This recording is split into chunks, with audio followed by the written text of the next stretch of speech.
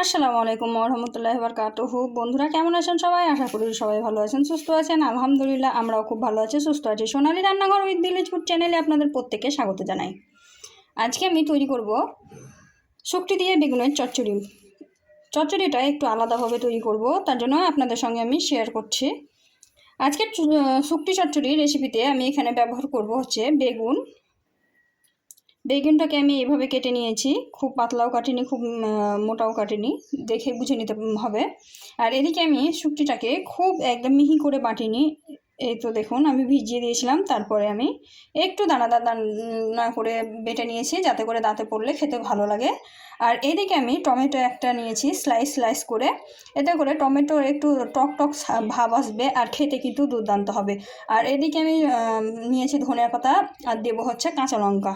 তো এই সব দিয়েই কিন্তু আমি একটা সুন্দর চচ্চড়ি রেসিপি তৈরি করব, যেটা খেতে কিন্তু অনেক মজা হবে। তো চলুন দেখে নেওয়া যাক আজকের রেসিপিটা তৈরি করার জন্য এদিকে কড়াই বসিয়ে দিয়েছি, আর কড়াইয়ে দিয়েছি সরষের তেল। সরষের তেলটা আমি সামান্য একটু গরম করে নিলাম, নাড়াচাড়া করে দিলাম সাইড দিয়ে, যাতে সব জায়গায় ভালোভাবে লেগে যায়। তারপরে আমি শুকটিটা দিয়ে দিলাম। যেহেতু আমি শুকটিটা ভেজে গুঁড়ো করিনি, তার জন্য প্রথমে শুকটিটাকে ভাজবো। আপনারা চাইলে ভেজে গুঁড়ো করে রান্নার শেষেও ব্যবহার করতে পারেন। আমি কিন্তু এইভাবেই দিয়ে দিচ্ছি, যেহেতু শুকটিটা আমি ভিজিয়ে রেখেছিলাম, তার জন্য কিন্তু আমি আর গুঁড়ো করিনি, মানে ভাজিনি, একদমই গুঁড়ো করে নিয়েছি। তো এখন আমি এই তো ভেজে নিচ্ছি। এভাবে ভাজলে বেশি সুন্দর হয়, সমস্ত ময়লা চলে যায় ভিজিয়ে রাখলে। তারপরে এভাবে শুকটিটা ভাজলে আমার মনে হয় যে বেশি ভালো হয়, তার জন্য আমি এভাবেই করি। তা আমি যেভাবে পছন্দ করি করতে, সেইভাবেই কিন্তু আপনাদের সঙ্গে শেয়ার করছি। তো এই তো দেখতেই পাচ্ছেন, এইভাবে কিন্তু শুকটিটা ভাজতে খুব বেশি একটা সময় লাগে না। তো আমার শুকটিটা প্রায় ভাজা কমপ্লিট হয়ে গেল। আর এখন আমি এর মধ্যে অ্যাড করব হচ্ছে পেঁয়াজ আর আদার পেস্ট। তো এখানে পেঁয়াজ আর আদার পেস্ট আমি 2 চামচ ব্যবহার করব, খুব বেশি ব্যবহার করব না। দিয়ে ভালোভাবে মশলাটাকে কষাতে হবে।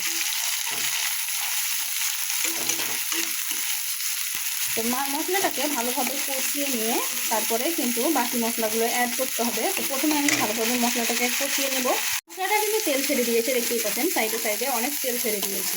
এর থেকে বেশি কষাবো না, কারণ এর সঙ্গে শুকনো মশলাগুলো দিয়ে আবার কষাতে হবে।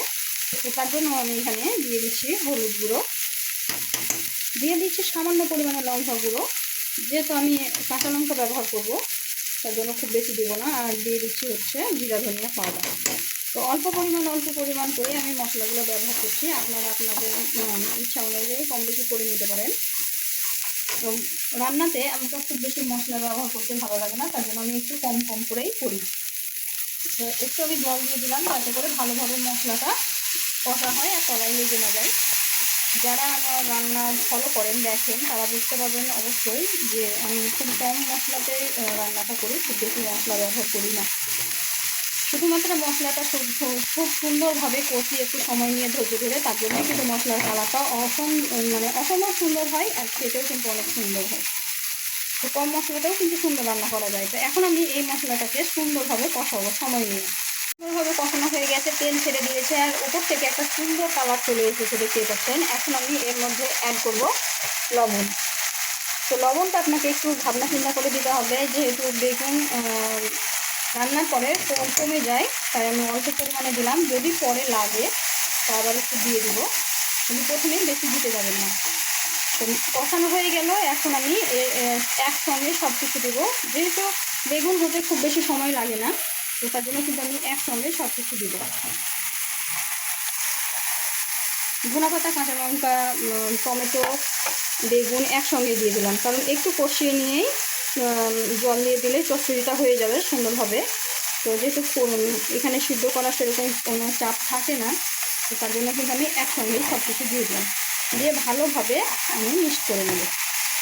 এমনভাবে মিক্স করবো যাতে প্রত্যেকটার গায়ে মশলা ভালোভাবে ঢুকতে পারে। সুন্দরভাবে কষানো হয়ে গেছে, দেখলেই বুঝতে পারবেন যে সুন্দরভাবে মাখানো হয়ে গেছে মশলাটা বেগুনের সঙ্গে। এখন আমি এই পর্যায়ে জল অ্যাড করে দেব। তো এখানে খুব বেশি জল ব্যবহার করার দরকার নেই, যেহেতু এটা চচ্চড়ি হবে আর বেগুন খুব বেশি সময় লাগে না রান্না করতে। তো এভাবেই একটু দিয়ে ঢাকা দিয়ে দিলেই হবে। তো আমি ভালোভাবে একটু ডুবিয়ে দিচ্ছি। এই জলে কিন্তু ভালোভাবে সিদ্ধ হয়ে যাবে, চচ্চড়িটা সুন্দর হবে। খুব বেশি জল ব্যবহার করলে তখন কিন্তু চচ্চড়িটা হতে অনেক সময় লাগে, তো তার জন্য আমি খুব বেশি জল ব্যবহার করব না। আপনারা দেখেই বুঝতে পারছেন যে আমি খুব অল্প পরিমাণে জল এখানে ব্যবহার করেছি। তো এখন আমার কাজটা কমপ্লিট হয়ে গেলে এখন আমি ঢাকা দিয়ে এটাকে চচ্চড়ি বানিয়ে নেব। বেগুনের চচ্চড়ি একদম রেডি হয়ে গেছে, এরকমই হবে। এর থেকে বেশি ঝোল মরাবো না, তাহলে কিন্তু তলায় লেগে যেতে পারে আর পুরো একটা গন্ধ আসতে পারে, তখন কিন্তু খেতে ভালো লাগবে না। তো আমার বেগুনের রেসিপি একদম রেডি, এখন বন্ধ করে দেবো। এরকমই একটু মাখো মাখো হবে রেসিপিটা, এরকম হবে দেখুন। তো বেগুনের রেসিপি কে কে এভাবে খেয়েছেন কমেন্টে জানাতে ভুলবেন না। আর আমার ভিডিওটি যদি ভালো লেগে থাকে অবশ্যই লাইক শেয়ার কমেন্ট করে দেবেন। আর এই ধরনেরই আরও নতুন নতুন রেসিপি পাওয়ার জন্য আমার চ্যানেলটিকে সাবস্ক্রাইব করে দেবেন, পাশে থাকা বেল আইকনটিকে প্রেস করে দেবেন। আজকে এই পর্যন্ত, দেখা হবে এই ধরনেরই আরও নিত্য নতুন রেসিপি নিয়ে পরবর্তী ভিডিওতে। ততক্ষণ সবাই ভালো থাকবেন, সুস্থ থাকবেন, আর আমার জন্য একটু দোয়া করবেন। খোদা হাফিজ।